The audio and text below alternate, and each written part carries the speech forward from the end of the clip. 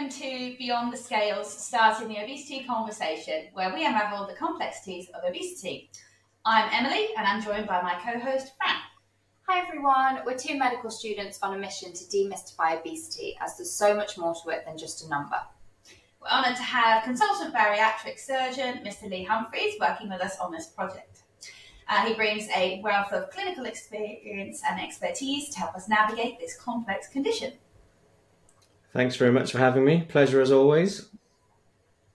Thank you for joining us. So we thought the first topic would be really good to discuss why eating less and moving more doesn't work, as I think there's quite a lot of different things out there and it's not really clear to us. Well, it must work because that's what we've been telling patients for decades. So we've been wrong. Of course we've been wrong. And yeah, absolutely. So eating less and moving more doesn't work. The medical profession has been telling that to patients and the press has been telling it to the public for decades. And yet obesity is getting more and more of a problem. So why doesn't it work? Well, it's quite complex, and you won't be surprised to hear, as with most things, it's down to evolution. So humans have evolved over hundreds of thousands of years to hang on to energy stores, because from an evolutionary point of view, it doesn't make any sense for the survival of the species if you lose weight very quickly. Yeah. So obviously when we were developing and we were hunting and you didn't know where your next meal was coming from, you would eat, you would store energy, and you may have to store that energy for days until the next meal came along. And we've evolved very powerful mechanisms to fight weight loss in those scenarios. Yeah. Fast forward hundreds of thousands of years to current day, and we're now surrounded by freely available calorie dense food that's everywhere. And so losing weight remains very difficult, but we now know where our next meal is coming. Very few of us don't know where our next meal is coming from. So those evolutionary mechanisms are there, but our food environment has changed so rapidly in a period of a few decades, really, that we've outpaced our genetic development. And so when we tell patients to eat less, what we effectively do is we fool our brains into thinking we're starving. So any diet, doesn't matter which one it is, works in the short term by calorie restriction. So if you eat less calories, than you need on a daily basis, you will lose weight. But what happens is our brains then go back to hundreds of thousands of years ago and think we're in a state of starvation and we don't know where our next meal is coming from.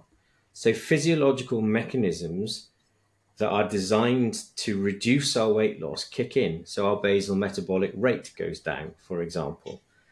Our hunger levels go down. Our satiety goes up. Now, satiety and hunger are two different things. Satiety is the feeling of fullness. Yeah. Hunger is obviously the feeling of I'm hungry, I need to eat. And these adaptations mean that we actually require less calories to survive on a daily basis. So you go on your diet. Let's say you do it for 2 months, you lose a bit of weight, and then you come off your diet. You then may go back to eating the recommended, let's say it's 2,000 calories a day. But because of those adaptations that still persist, you may now only actually need to be eating 1,700 calories a day.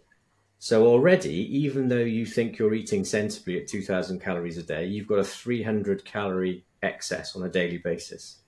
And those mechanisms have kicked in, persist for a long time after your diet finishes. So what happens? People start to put on weight again. And we see this time and time again with dieting. Yes, you lose weight in the short term, but if you follow people up over a long period of time, you see this phenomenon that we know as yo-yo dieting. So you go on a diet, you lose weight, you come off the diet, you put your weight on, and you end up heavier than when you started the first diet.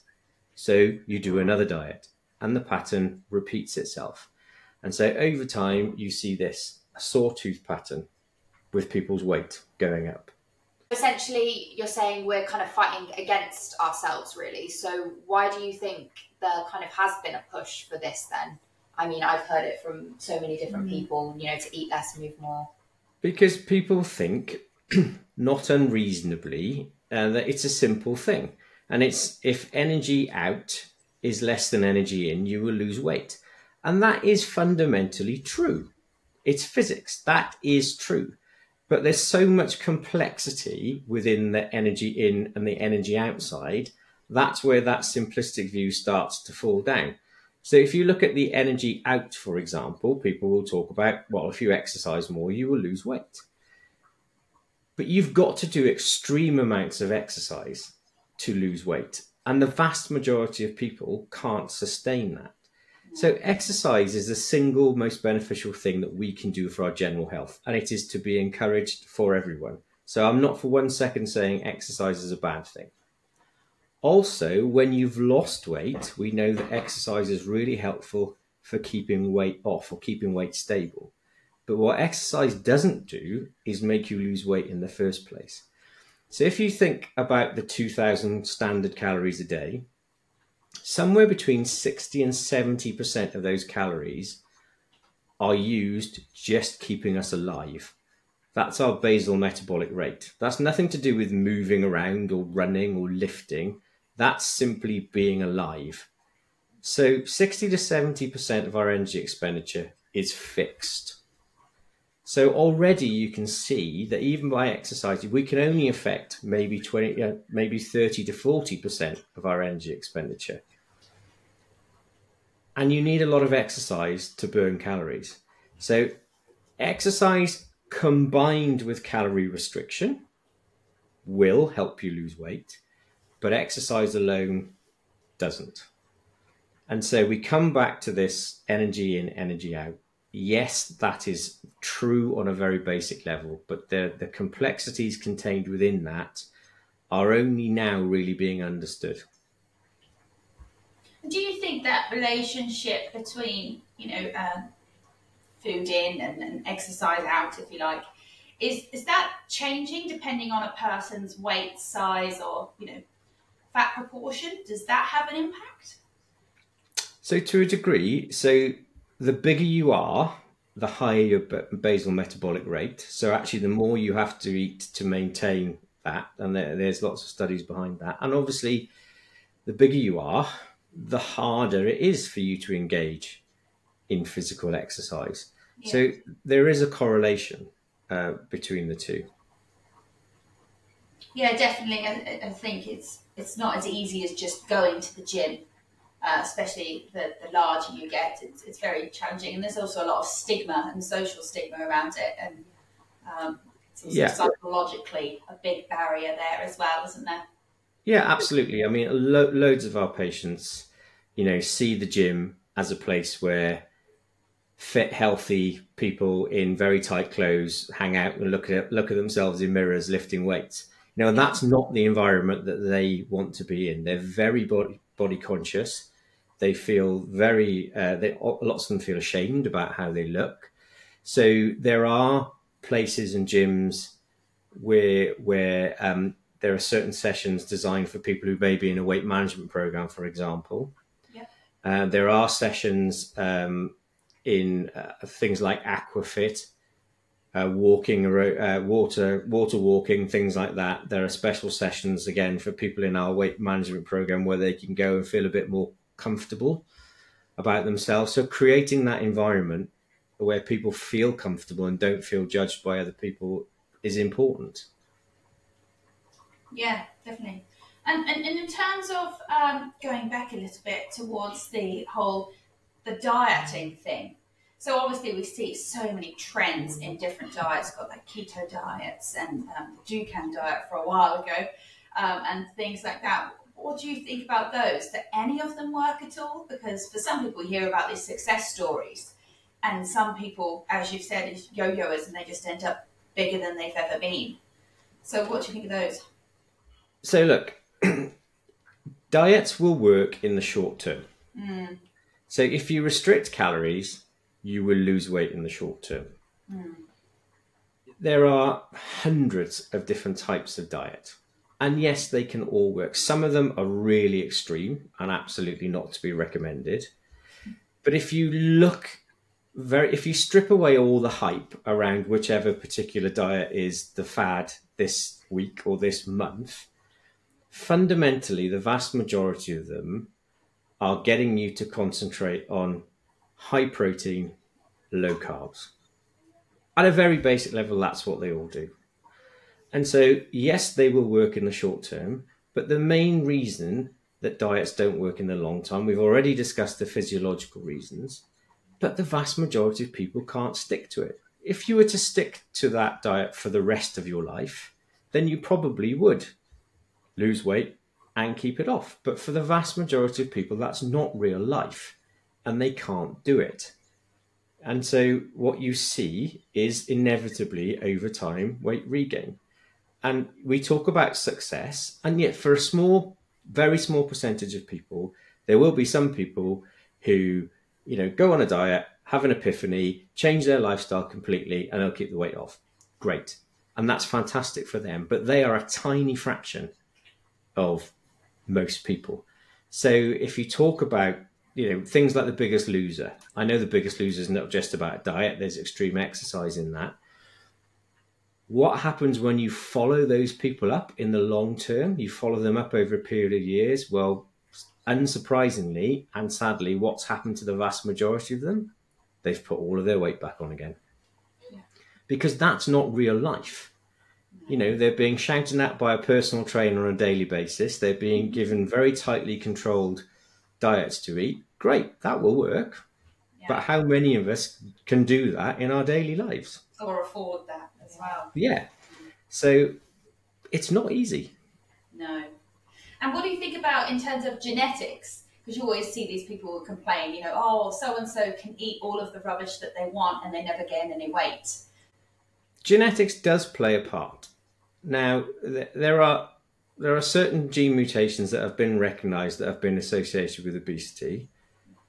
Apart from one or two of them, they are recognised to contribute to some moderate weight gain for people, but there isn't sort of one genetic defect or abnormality or mutation that means, I'm more likely to gain weight than the person sat next to me.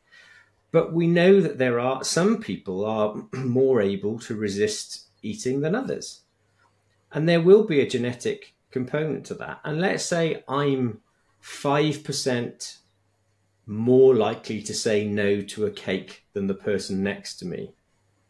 Now, that doesn't seem like very much on a daily basis, but over a year, it means I am probably less likely to gain 1 or 2 kilos, maybe something like that over a year, compared to the person next to me who's the 5% more likely to say yes. And so what you see over decades is 20, 30, 40, 50 kilos of weight gain. And the people that I see in clinic who come for bariatric surgery, these are not people who are sit around on the sofa eating 5 pizzas and drinking 10 litres of Coke a day, as the Daily Mail would have you believe.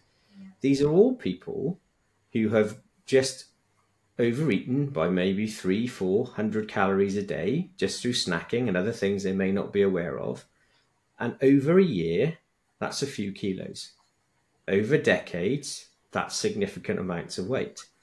And for the vast majority of people, that is what we see. For kind of medical students, what would you recommend kind of with how we initiate these conversations about talking about weight and diet and exercise? So I think you have to be empathetic and you have to be sensitive. And I think that's really the key. Because if the conversation goes badly and the patient feels like they're being judged or blamed, you've lost that patient's trust. And it's very, very difficult to get it back. So it's about not being judgmental. It's about appreciating that there are a multitude of reasons why people are obese. Some of them may have had horrendous trauma in their lives that we know nothing about. And so you never really know what's going on for people. So it's trying to have a conversation based on some evidence or some understanding to lead into that conversation about weight. So, for example, if a patient is coming, let's say you're in the clinic and there's a patient who's got gallstones. They've come with right upper quadrant pain. They've had some investigations. They're diagnosed with gallstones. And as part of the ultrasound, they comment that the patient's got evidence of fatty liver. Now, most patients understand that gallstones are associated with being overweight. But actually, often the GP or the person who's requested the ultrasound doesn't mention the presence of fatty liver. They'll mention the gallstones because that's where they've gone. So I will then say in clinic, well, actually, your ultrasound shows evidence of fatty liver disease. And when you start talking about liver disease, patients will go, well, is that serious? Yeah. And I say, well, it's not now, but unchecked, this can progress to more serious problems. And you can say that we know that fatty liver disease is primarily caused by being overweight, and that actually weight loss, significant weight loss, can reverse it. So you're linking the weight to a genuine medical problem that they can relate to, and then explaining to them how things can be improved. But I then think more importantly, you need to offer them help. Yeah. So at that point, if they were to qualify and meet the criteria, I might well be saying to them, actually, look, I could refer you to the specialist weight management program, where you can be supported to lose weight, which will hopefully improve your fatty liver. Now, that's very different to saying you've got fatty liver disease. It's because you're overweight. If you just go away and lose weight, it'll get better. Those are two very different approaches. And with one of them, hopefully the patient will leave feeling that they've been supported and they've been offered help. With the other one, the patient is likely to leave feeling blamed and feeling shamed because they've effectively been told it's their fault because they're fat. And if they just go away and lose a bit of weight, it'll all be fine.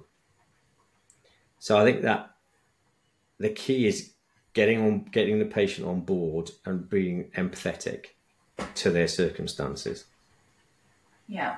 I mean, another factor as well for measures in particular is making sure that you don't say the incorrect thing, not lying if you don't understand a topic. Absolutely. So where would you suggest that, aside from obviously referral to weight management, where would you suggest that we signpost patients to look for, further reading and things? Because there's a lot of stuff on the internet and you don't want them looking at the wrong thing. So where would you recommend that we tell them to look if they want to look themselves? Yeah, sure. I think first thing is, if they meet the criteria for a weight management program, that is the best place to refer them, because that is where they will get help and support from experts in treating obesity. Anything other than that, and for patients who don't meet the criteria, then there is lifestyle advice and help and that sort of stuff, healthy eating advice and that sort of stuff on the NHS website.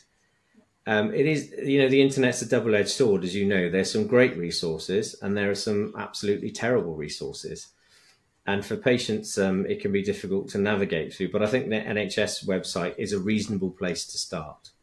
Okay. But don't miss the opportunity to refer into a specialist weight management program if the patient meets the criteria. And the majority of patients will be grateful for the offer, because the majority of them have been battling weight all of their lives. And for the majority of them, no one's ever offered to help them. So I think there's a concern from doctors that they don't like to talk to people about their weight because they're worried about offending patients. But if it's done in the right way and help is offered, the vast majority of patients are grateful. It's not a surprise to them that they're overweight or obese, but nobody's ever offered to help them and make a referral before. And in your experience, obviously you speak to lots of patients that are obese and they've obviously gone through the processes. What are kind of the experiences with doctors? Are they on the whole quite negative or quite positive? They're very mixed is the honest answer. But nearly every obese patient will recall a bad encounter with at least one healthcare professional, if not more.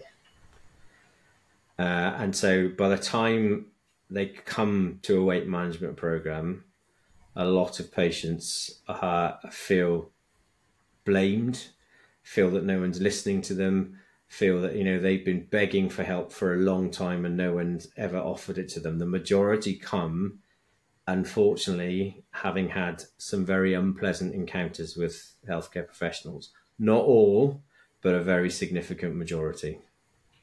It really depends who you meet. If you happen to come across someone with an interest in obesity, then you will have a very different experience than someone who's not particularly well informed on the current approach to obesity and the current understanding of obesity.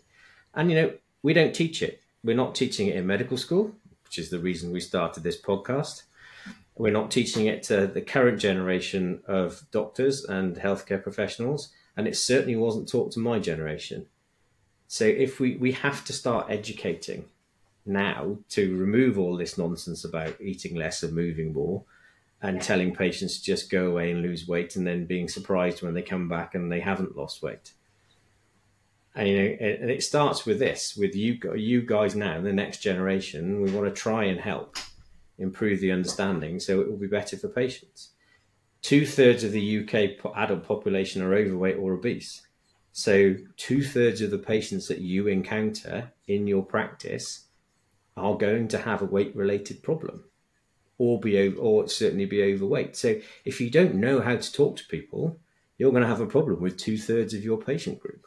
And so in terms of going back to the original question of, why eating less and moving more doesn't work, obviously we'd refer to the weight management services if they met the criteria, or refer to yourself or to senior clinicians. But also, would you suggest that we, instead of, you don't want to promote this yo-yo dieting, would you suggest just little meaningful change? What would you tell a patient in that interim period between, receiving that help or being on that program? Yeah, so there are some fairly simple things that you can look at. So one thing is snacking, for example. Yep. We all snack. Yep. And the majority of us don't remember snacking. So keeping a food diary is actually really helpful if people are going to be very honest. And actually, I don't remember having that bag of crisps. I don't remember having that chocolate bar, but you've written it down.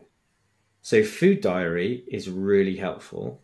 And I think cutting back on snacking, and if you are going to snack, substituting chocolate crisps for fruit or raw vegetables or something similar will make a difference. The other thing that's fairly easy to address is portion size. We have lost all understanding of what a normal portion is. And you can actually buy quite cheaply plates, standard portion size plates. And often they're not much bigger than a tea plate. And people will look at you horrified when our dietitians show them, what is a normal portion size. Yeah. Because we live in a supersized culture. And so, as I said, our understanding of what a normal portion is completely distorted. And so that's a really helpful and quite an easy thing to do to reduce that.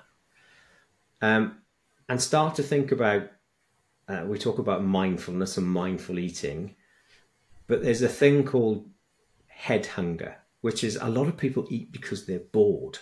They don't eat because they're hungry. And that's often the driver behind snacking. So it's, am I hungry or am I bored? If I just get up and do something else for 10, 15 minutes, I probably won't need that snack. So it's just trying to be a bit more aware of what's going on. Now, these are all things that are taught in the weight management program, but there's lots of advice around about this sort of stuff that's easily available. And those are fairly straightforward, simple changes that most people can make very cheaply, that do make a difference and will make a difference in the longer term. Oh my much do you think other factors kind of play into this? So, for example, you know, being busy with work or relationships, culture, that kind of thing. It is a hugely complex. The drive to eat is hugely complex. So there are social factors, there are economic factors, there are time pressures, there are financial pressures around what we eat. There's advertising all over the place. So, you know, advertising is quite powerful. And there have been several studies that have shown this. If you subject people to regular advertising around food, particularly the sorts of food that we really shouldn't be eating regularly, people will eat more. So it's not a simple thing. And when you really start to unpick it, there are so many factors. But, you know, what's going on in people's lives is really important. You know, there are certain groups of workers, for example, night shift workers. We know shift workers have higher rates of obesity than non-shift workers. Yeah. We know that these shift workers have higher rates of type 2 diabetes. So working nights regularly alters your metabolism and when you eat and how you eat. So, you know, there are those things. People have busy lives. If you've got a house full of kids and you're running around, you're working, you know, full time, the actual effort involved to feed your kids healthily and then feed yourself healthily is a lot. Those things are really important.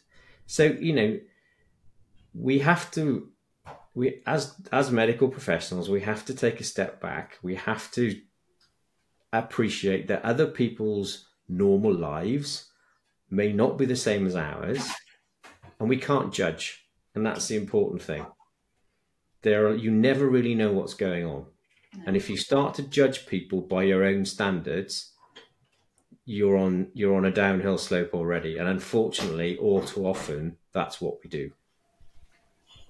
On that note, I think that's an excellent place to wrap up this particular podcast, and we'll see you all again soon in the next episode. So thank you very much, Lee. Thank you. See you next time.